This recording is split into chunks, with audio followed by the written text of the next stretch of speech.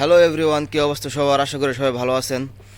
অনেকে চীনা হাঁস পালন করে থাকেন এবং চীনা হাঁসের ডিম থেকে বাচ্চা ফুটিয়ে থাকেন। যাদের চীনা হাঁসের ডিম থেকে বাচ্চা ফুটানো এবং ডিমের ভিতরে বাচ্চা মরে যায়, বাচ্চা নষ্ট হয়ে যায়, আসলে আজকে দেবো আপনাদেরকে তার সমাধান।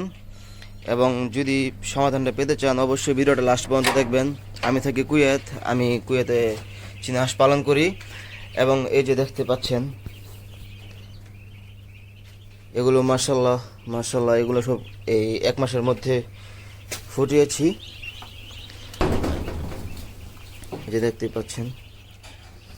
তো অবশ্যই যাদের চীনা হাঁসের ডিম থেকে বাচ্চা ফোটে না, ভিডিওটা লাস্ট পর্যন্ত দেখবেন। এবং কি কি করলে আসলে ডিম থেকে ভালো মানের বাচ্চা পাওয়া যায় এবং বাচ্চাগুলো হেলদি এবং সুস্থ থাকে, তা যদি জানতে চান আমার পেজটি ফলো করে রাখবেন।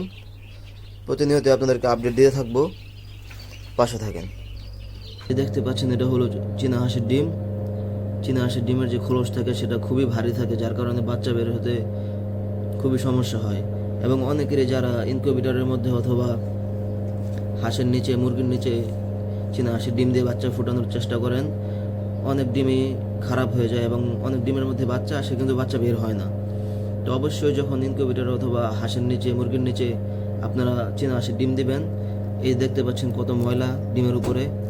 যদি পরিষ্কারও থাকে তারপরও এরকম একটা রুমাল হালকা ভিজিয়ে ডিমগুলো মুছে নেবেন। ডিমগুলো মুছে উপরের যে ময়লাটা আছে এটা ক্লিন করে নেবেন। এবং যখন হাঁসের নিচে, মুরগির নিচে অথবা ইনকিউবেটরের মধ্যে ডিম দিবেন আপনারা, 30 দিন হওয়ার পরে পানি হালকা উষ্ণ গরম করে স্প্রে বোতলের মধ্যে নিয়ে স্প্রে করে দিবেন।